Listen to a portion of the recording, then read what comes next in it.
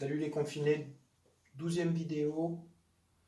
Je vais parler d'un coup important, on m'a demandé. Euh, Là, on n'a vu qu'une vidéo sur le chipping, sur le petit jeu. On m'a posé une question sur l'approche levée, comment lever la balle de façon régulière et correctement. Alors c'est un coup important. D'abord, c'est un coup qu'on a du mal à faire en général et qui peut nous servir beaucoup sur un parcours pour sauter un bunker, arrêter la balle assez vite. D'ailleurs, les questions qu'on me pose en général, c'est comment faire pour ne pas toper ou ne pas gratter. En général, les gens font les deux en même temps, ils sont capables de faire les deux, c'est-à-dire ils tapent avant la balle ou alors ils la topent. Et quand ils arrivent à lever la balle, ils ont des problèmes pour arrêter la balle sur le green. Des difficultés de profondeur, de longueur, court ou long, et une balle qui roule beaucoup quand elle arrive sur un green. Alors, c'est un coup délicat, mais avec quelques petits conseils, vous pouvez réussir à améliorer ces coups-là. Petit rappel par rapport à ce qu'on avait vu au niveau du petit jeu, du chipping. Je vous avais dit, on positionne le club en premier, et puis on positionne ses mains en fonction de la position du club. D'accord. Et je vous avais dit que ce n'était pas l'inverse, c'est-à-dire on ne dit pas tiens je positionne mes mains correctement sur le club puis après je mets mes mains en avant, vous vous souvenez? Donc ça, on avait dit le club il est placé d'une certaine façon, je mets mes mains et le manche du club est en avant sur un chip normal. Chip c'est l'approche classique, c'est-à-dire que ce n'est pas une approche lobée. Nous, on veut une approche plus haute. Alors regardez ce que je fais, c'est-à-dire que moi mon club, d'accord. En gros, il peut avoir trois positions, on va dire droite, vous voyez le manche, légèrement incliné comme le chipping, un petit peu plus incliné pour l'approche levée, vous voyez, on va dire square, un peu penché et un peu en recul. Nous, si on veut lever la balle de façon importante, on va un petit peu reculer le manche, mais très peu, vous voyez, il est quasiment droit en fait, très léger. Donc en gros, ça veut dire que quand votre club il va être dans cette position-là, vous voyez, là, mon club, voilà, là il est bien pour lever la balle, je vais ensuite prendre mon grip, main gauche, main droite. Attention, si vous avez une tendance à avoir un grip fort, alors le grip fort pour les droitiers c'est de ce côté-là, c'est la main très fermée et la main droite très ouverte, d'accord? Pour les gauchers, c'est pareil mais dans l'autre sens. C'est très dangereux et c'est très compliqué de faire des approches correctes comme ça. Vous pouvez très bien avoir un grip différent au petit jeu et au grand jeu. C'est très important dans le bouquin de Tiger Woods, Tiger dit que lui, il a 9 grips différents. Bon, sans aller dans ces extrêmes, vous pouvez très bien avoir un grip différent au petit jeu. Et au petit jeu, moi, ce que je conseille beaucoup, c'est le grip neutre. Quand je dis grip neutre, c'est comme si vous applaudissiez, vous avez les deux mains face à face, à peu de choses près. Là, je prends mon club comme ça et comme ça. Vous voyez, à peu près mes deux paumes sont face à face.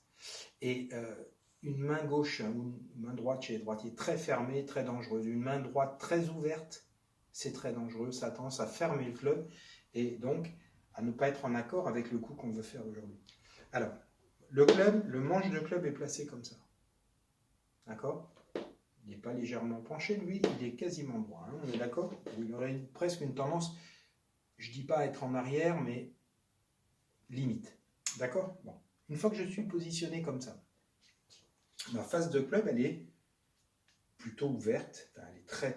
En fait, la face de club regarde beaucoup le ciel. Vous voyez que si mon club est penché, la face de club est un petit peu penchée vers là.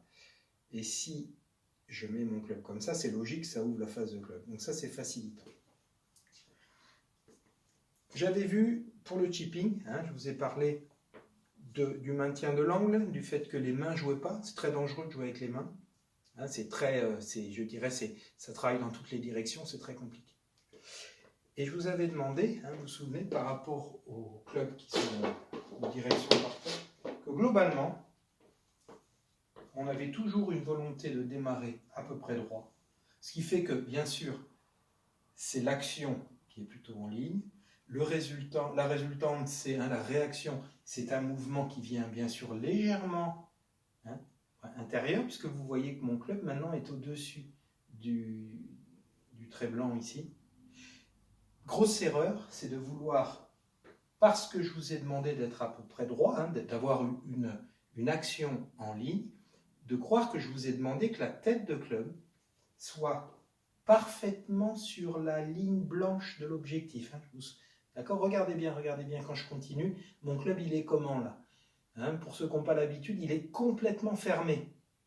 Complètement fermé. Si je fais un mouvement normal et que je continue le mouvement, vous voyez que ma face de club là, elle est verticale ici. Ça veut dire qu'elle est square. Si j'ai une face de club fermée, je vais être obligé, pour lever la balle, de l'ouvrir. Fermé, ouvert. Cuillère, mouvement en arrière. D'accord ? Vous voyez que mon mouvement est en arrière. Ceux qui grattent la balle, hein, qui tapent franchement avant, souvent c'est parce qu'ils mettent en application ce mouvement fermé-ouvert. Vous voyez ? Et là, mon centre de gravité recule et je tape avant. Et le problème, en fait, d'un centre de gravité qui recule, c'est je tape avant, ça fait une gratte, et souvent le club rebondit et hop, il tape au-dessus. Donc, ceux qui grattent sont souvent aussi ceux qui topent. D'accord ? Et quand ma balle top, comme mon club top la balle part pas haut et elle fuse. Quand je gratte, la balle n'avance plus. Voilà. Donc, gratteur et topper, c'est le même défaut. Bon. Donc maintenant, si je vous donne les indications pour pouvoir lever la balle correctement. Alors, en fait, ce n'est pas très compliqué. D'abord, on continue à prendre l'élan square. On met son poids sur le pied gauche légèrement, d'accord ? Très légèrement, je dirais comme ça. Le manche de club pas penché en avant, vous vous souvenez, donc je le mets d'abord, je grippe ensuite, je mets ma position du corps après, hein, je vous donne l'ordre exact, hein, club, main, je piétine un peu pour me positionner. Voilà. Vous avez vu que je suis plutôt en appui pied gauche. Pas énormément, peut-être un peu moins, parce que je veux que mon club reste plutôt ouvert, donc je ne vais pas me positionner énormément vers l'avant. On est d'accord ? Là. Quand je vais prendre mon élan, vous voyez qu'il y a zéro mouvement sur la droite, hein, d'accord. Ok. Quand je frappe la balle, et c'est maintenant le plus important, je n'ai pas le droit d'essayer de passer sous la balle de façon volontaire. J'ai un club qui est un sandwich ici, hein, j'ai oublié de vous le dire, qui est le club le plus ouvert, donc l'ouverture de la face de club va me permettre de lever la balle de façon assez importante. Donc, ce n'est pas à vous d'essayer de cueillir la balle. Hein. Ça, vous le savez, au golf, on ne cueille pas la balle. C'est le club qui fait le travail.